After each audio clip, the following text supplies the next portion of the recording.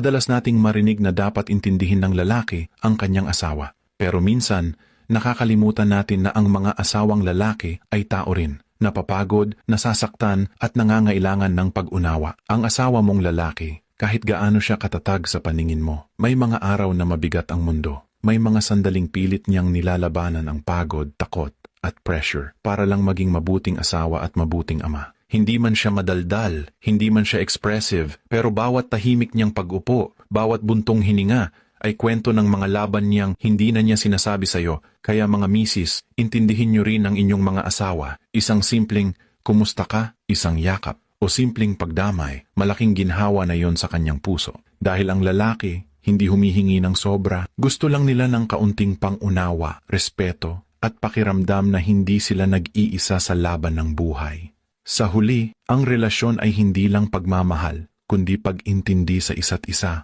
At kapag naramdaman ng lalaki na naiintindihan mo siya, lalong titibay ang pagmamahal niya sa'yo.